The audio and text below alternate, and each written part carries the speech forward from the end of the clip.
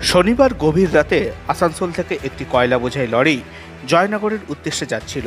হঠাৎই মগরাহাট থানার অন্তর্গত ধামুয়া এলাকার চাঁদপুরের কাছে এসে লরির চালক লক্ষ্য করেন যে রাস্তার উপর গাছের গুঁড়ি ফেলে রাস্তা বন্ধ করা আছে।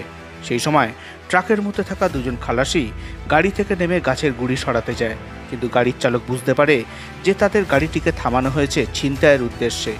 তৎক্ষণাৎ তিনি তার সহকর্মীদের সতর্ক করেন এবং তারা দুজন ছুটে এসে গাড়িতে উঠতে যায়। এমন সময় দুষ্কৃতীদের ছোঁড়া একটি গুলিতে গুলিবিদ্ধ হন বিহারের বেগুসারায়ের বাসিন্দা ৪৮ বছর বয়সী নন্দকিশোর সিং। অপর আরেকজন খালাসি আর গাড়িতেই উঠতে পারেননি। দুষ্কৃতীদের উদ্দেশ্য ছিল তাকে আটক করার, কিন্তু যথাযথ সময়ে মগরাহাট থানার পুলিশ ঘটনাস্থলে উপস্থিত হয়। পুলিশকে দেখে দুষ্কৃতীরা পালিয়ে যায় এবং অপর খালাসিকে ঘটনাস্থল থেকে উদ্ধার করে পুলিশ। এরপর গুলিবিদ্ধ হওয়া নন্দকিশোর সিংকে কাছাকাছির একটি হাসপাতালে নিয়ে যাওয়ার পর চিকিৎসকরা তাকে মৃত বলে ঘোষণা করেন।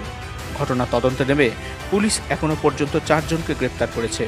রবিবার ডায়মন্ড হারবার পুলিশ জেলার অতিরিক্ত পুলিশ সুপার মিথুন কুমার দে প্রেস মিট করে জানান যে ৪ জন দুষ্কৃতীকে গ্রেপ্তারের পাশাপাশি বেশ কিছু আগ্নেয়াস্ত্র উদ্ধার করা হয়েছে এবং তাদেরকে জিজ্ঞাসাবাদ করে আরও একজনের খোঁজ চালানো হচ্ছে। যে একটা ছিনতাইয়ের অ্যাটেম্প্ট হয়েছে রাস্তায় গুঁড়ি ফেলে, যখন একটা কয়লা বোঝাই লরি আসানসোল রানীগঞ্জের দিক থেকে জয়নগরের দিকে আসছিল, সেই সময় রাস্তায় গুঁড়ি ফেলা দেখে দুজন খালাসি ওটাকে সরানোর জন্য নেমেছিল।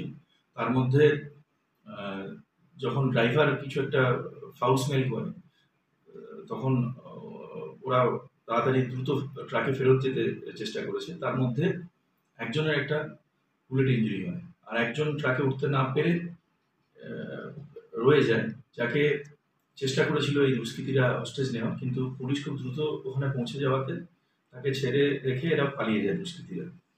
তো পরবর্তীকালে ওই ট্রাকটা যখন পার্শ্ববর্তী কোনো হসপিটালে পৌঁছয়, তখন সেখানে ডাক্তার ওই ব্যক্তি ভিন রাজ্যের একজন শ্রমিক নন্দকিশোর সিং বলে, ওনাকে আমরা এখন পর্যন্ত যেটা পেয়েছি, তাকে মৃত বলে ঘোষণা করে।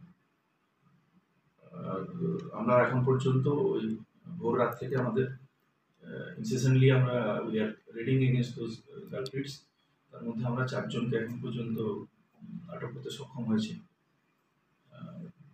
হোপফুলি আর এখন পর্যন্ত আমরা যা পেয়েছি তাতে করে কিছু আমরা অস্ত্র সিজ করতে পেরেছি।